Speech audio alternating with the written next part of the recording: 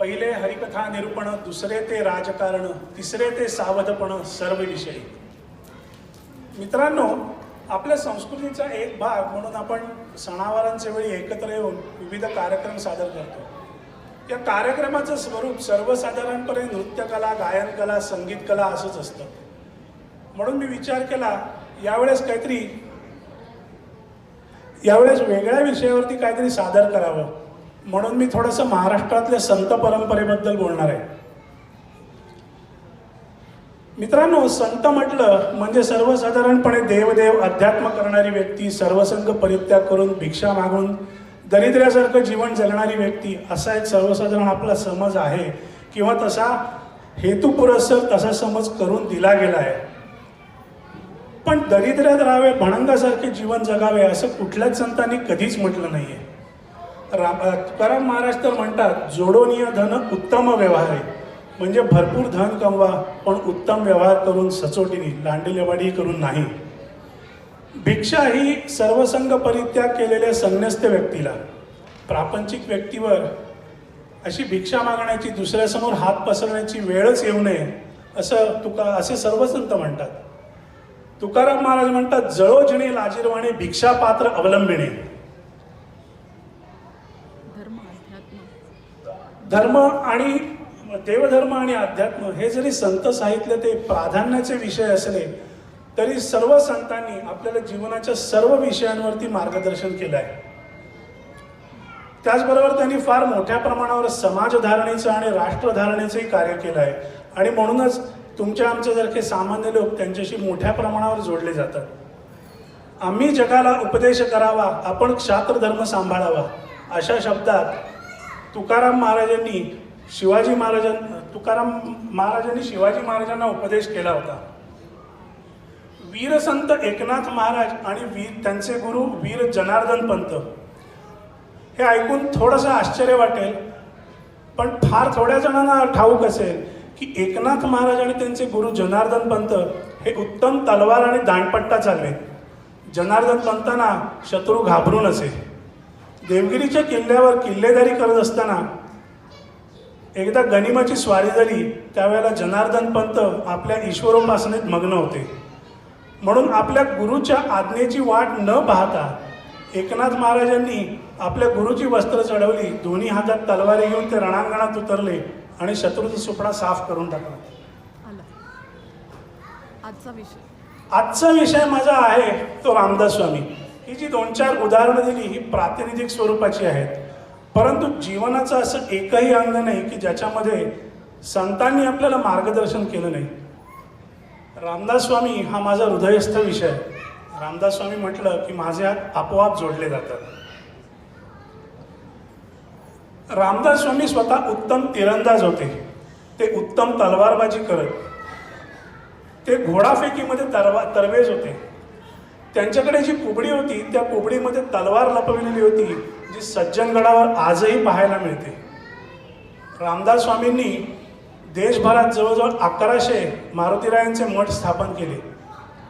याचं सर्वसाधारण लोकांना माहीत असलेलं प्रयोजन म्हणजे ईश्वरोपासना आणि फार तर बलोपासना. परंतु याच मठांनी फार मोठ्या प्रमाणावर राजकारण आणि हेरगिरी केलेली आहे. ठोस पुरावे नसले तरी अफजल खानाच्या स्वारीच्या वेळेस आणि शिवाजी महाराज जेव्हा आग्र्याहून परतून स्वराज्यात परत आले त्यावेळेला या मठांनी त्यांना फार मोठ्या प्रमाणावर मदत केली, त्यांना फार हेरगिरी करून खूप मदत केली. याच्याबद्दल आपण थोडंसं पुढे जाऊन परत बोलणार आहोत. संभाजी महाराजांना लिहिलेल्या पत्रात राज्य कसे करावे, राज्याचे संवर्धन संरक्षण कसे करावे याबद्दल रामदास स्वामींनी मार्गदर्शन केलं आहे. सकल लोक एकत्र करावे, गलिम निपटून काढावे, ऐसे करिता कीर्ती धावे दिगंतरी, आधी गाजवावे तडाके मग भूमंडळ गाजे, ऐसे न होता धक्के राज्यास बसती.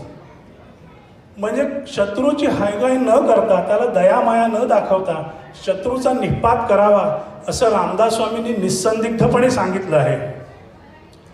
इतकंच नव्हे तर पुढे जाऊन ते राज्यवर्धन करावं म्हणजे राज्य वाढवावं असंही म्हणतात.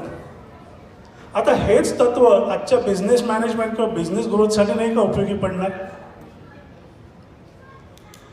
संतांना जर राजकारणाचं वावडं असतं तर रामदास स्वामींनी अख्खा राजकारण निरूपण म्हणजे पॉलिटिकल सायन्स हा समाज का बरं लिहिला असता? किंबहुना या कार्यक्रमाची जर सुरुवातच पाहिली तर श्लोक होता, पहिले हरिकथा निरूपण, दुसरे ते राजकारण, तिसरे ते सावधपण सर्व विषय. म्हणजे हरिकथा निरूपण, ईश्वरोपासना ही संतांसाठी प्राधान्याचा विषय होताच. पण रामदास स्वामी म्हणतात तुमचं समाजाकडेही लक्ष असलं पाहिजे. समाजात काय घडतंय, कुठे आपण मदत करू शकू समाजाला, यासाठी आपण राजकारण करणंही अतिशय आवश्यक आहे. आणि पुढे जाऊन ते म्हणतात सावधता बाळगली पाहिजे, प्रत्येक क्षेत्रामध्ये सावधता बाळगली पाहिजे. सावधता बाळगायची म्हणजे नक्की काय करायचं याच्यासाठी त्यांनी सावधता प्रकरण नावाचा एक समास लिहिला. किंवा तो समास नाही आहे, त्याला सावधता प्रकरण असंच म्हटलं जातं. एकांती चालना करावी, धारणा उदंड धरावी, खंड विचारणा करावी अरिमित्रांची. म्हणजे आपला शत्रू निवडताना त्याचे प्लस पॉईंट्स कुठले, त्याचे वीक पॉईंट्स कुठले, आपले प्लस पॉईंट कुठले, थोडक्यात आजकाल जो स्वॉट ॲनालिसिस आपण करतो तो करूनच आपले शत्रू आपण निवडावे. आणि शत्रू म्हणजे काही युद्धातला शत्रू असायला पाहिजे असं काही नाही. आपले कॉम्पिटिटर्स हे एका प्रकारे जर सखोल विचार केला तर आपले शत्रूच असतात, कारण आपल्याला त्यांना जिंकायचं असतं. सावधतेचा एक महत्त्वाचा मुद्दा म्हणजे दुसऱ्यावरचं अवलंबित्व कमी करायचं. आणि म्हणूनच ते म्हणतात जो दुसऱ्यावरी विसंबला त्याचा कार्यभाग उडाला, जो आपणच केला तोची भला. दासबोधात मास कम्युनिकेशन याच्यावरती फार मोठ्या प्रमाणावर त्यांनी भाष्य केलं आहे. त्यासाठी त्यांनी विवरण निरूपण, सभास्तवन, श्रोतेजन अवलक्षण निरूपण, यत्न निरूपण असे 4-5 समास लिहिले आहेत. श्रोत्याचे आणि वक्त्याचे दोघांचे चांगले गुणदोष त्यांनी या समासांमध्ये उद्धृत केलेले आहेत. वक्त्याने आणि श्रोत्याने सभेची तयारी कशी करावी, वक्त्याच्या प्रश्नांना योग्य आणि अयोग्य अशा दोन्ही प्रश्नांना श्रोत्याचा प्रतिसाद आणि प्रतिक्रिया कशी असावी याचं फार सुंदर मार्गदर्शन त्यांनी या 4-5 समासांमध्ये केलं आहे.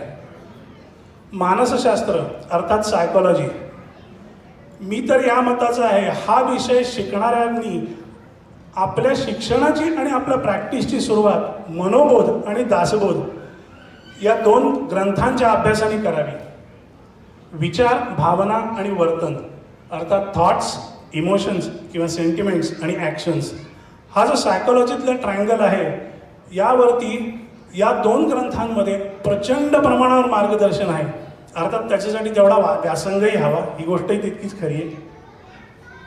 रोजच्या जीवनात माणसाने कसे वागावे, कसे वागू नये हे याचं त्यांनी मूर्ख लक्षण या दशकामध्ये विस्ताराने वर्णन केलं आहे. नाव जरी मूर्ख लक्षण असलं तर याच्यात ते फक्त मूर्ख व्यक्तीबद्दल बोलत नाही, तर ते उत्तम व्यक्तीबद्दल देखील बोलतात. माणसाचे सद्गुण कुठले, दुर्गुण कुठले, कुठल्या गोष्टी माणसाने टाळाव्यात, कुठल्या गोष्टी टाळू नयेत याचं अतिशय डिटेलमध्ये त्यांनी मार्गदर्शन या समासामध्ये केलेलं आहे. मनात वाचिले पूर्वसंचित केले, तयासारिखे भोगणे प्राप्त झाले, as you sow you reap असं साधा या श्लोकाचा अर्थ आहे. या श्लोकातलं पूर्वसंचित, पुनर्जन्म, पाप, पुण्य वगैरे गोष्टी आपण दूर ठेवूया, पण उत्तम अभ्यास करा, उत्तम गुण मिळवा, उत्तम व्यायाम करा, उत्तम शरीर सौष्ठव कमवा असा साधा अर्थ या श्लोकाचा आहे. मला वाटतं यालाच हल्ली लॉ ऑफ अट्रॅक्शन वगैरे पण म्हणतात. बलोपासनेचं महत्त्व किंवा स्वसंरक्षणाचं महत्त्व मला वाटतं आजच्या काळात जितकं आहे तितकं याच्या आधी कधी होतं असं मला नाही वाटत. आणि स्वसंरक्षणाचं महत्त्व हे फक्त स्त्रियांसाठीच नाही तर आज पुरुषांसाठी सुद्धा तितकंच गरजेचं झालेलं आहे.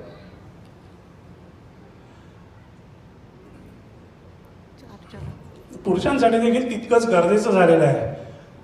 दुर्दैवाने आजच्या जगात जे भयानक प्रकार चालले ते पाहता जर आपल्यावरती तशीच वेळ आली आणि काहीच जमलं नाही तर किमान 5-10 किलोमीटर पळून जाऊन स्वतःचा जीव वाचवता आला पाहिजे इतकी तरी आपली शरीराची आणि मनाची दोन्हीची तयारी हवी. त्याच्यासाठी बलोपासना फार महत्त्वाची आहे. रामदास स्वामींनी गोदावरी नदीच्या काठी 12 वर्ष पुरश्चरण किंवा तपश्चर्या केली. त्याच्यामध्ये ईश्वरोपासने इतकाच बलोपासना हा देखील अतिशय महत्त्वाचा विषय होता. त्यांच्या मठातील प्रत्येक शिष्याला बलोपासना ही अनिवार्य होती, कोणाचीही त्यातून सुटका नव्हती. आता हे 4 श्लोकच बघा ना. मना पाप संकल्प सोडून द्यावा, मना सत्य संकल्प जीवी धरावा, सदाचार हा थोर सांडू नये तो, मना वासना दुष्ट कामा न ये रे. आता हे 4 चरण म्हणजे आपल्या रोजच्या जीवनाचे जगण्याचं सूत्र आहे असं नाही का वाटत.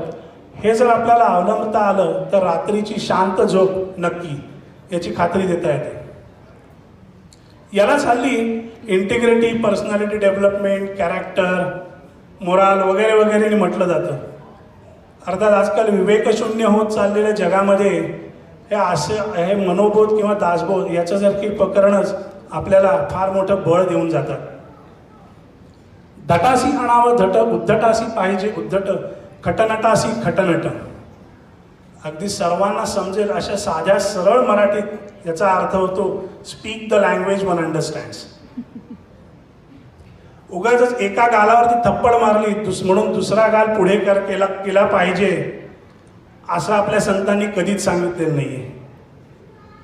मना पाहता सत्य हे मृत्यूभूमी, जिता बोलती सर्व ही जीवमिनी, चिरंजीव हे सर्व ही मानिता ती, अकस्मात सांडून या सर्व जाती. आज करू उद्या करू, भरपूर वेळ आपल्याकडे आहे, आयुष्य पडलंय असं म्हणून आपण गोष्टी पुढे ढकलत असतो.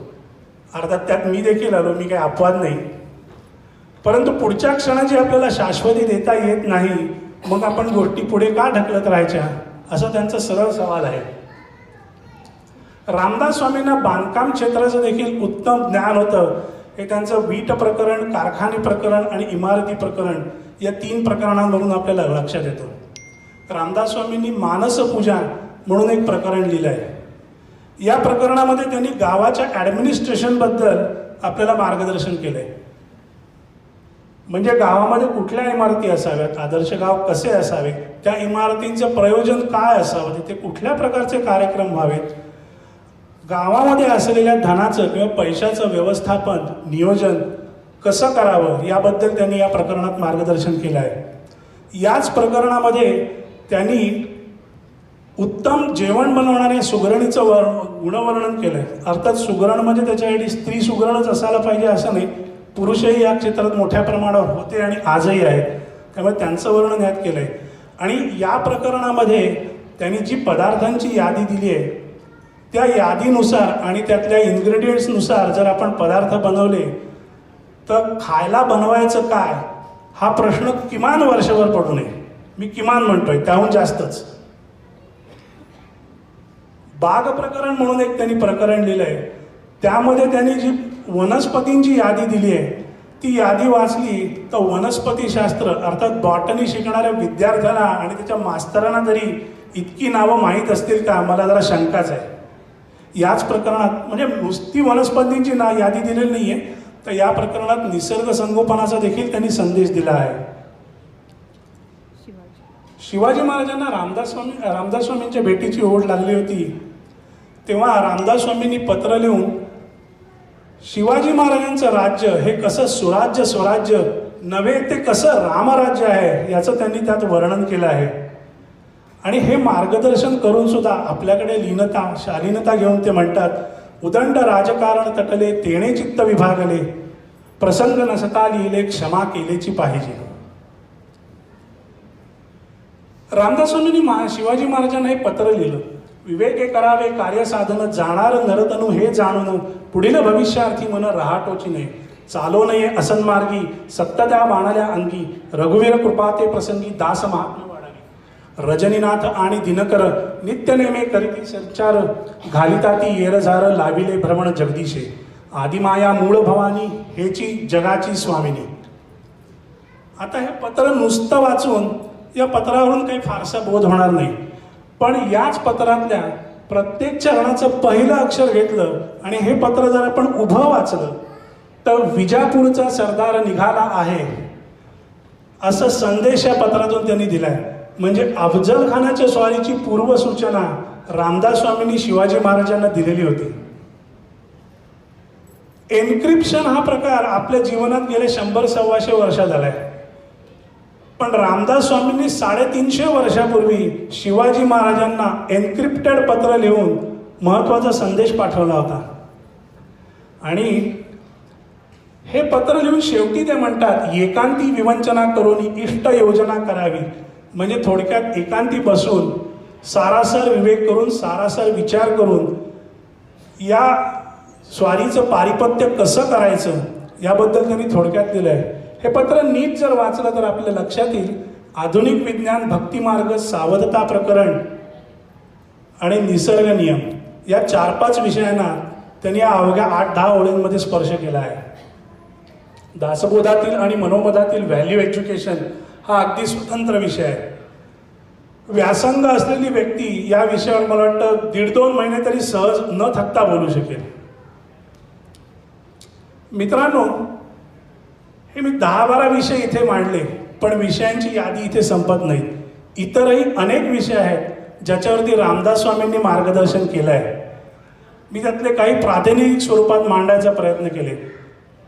आणि दुसरा महत्त्वाचा उद्देश असा होता की संतांकडे आपण आजवर ज्या दृष्टीने पाहत आलेलो आहोत त्याच्या पलीकडे फार मोठ्या प्रमाणावर संत ही वेगळी व्यक्ती होती आणि आपण त्या दृष्टीने त्यांच्याकडे पाहिलं पाहिजे. म्हणून हा सगळा प्रपंच. अर्थात तेवढा व्यासंग नसून आणि योग्यता नसताना देखील मी हे बोलतोय. म्हणून रामदास स्वामींचेच शब्द वापरून पण त्याच्यात एका शब्दाचा बदल करून मी म्हणतो, योग्यता नसता लिहिले क्षमा केलेची पाहिजे. जय जय रघुवीर समर्थ.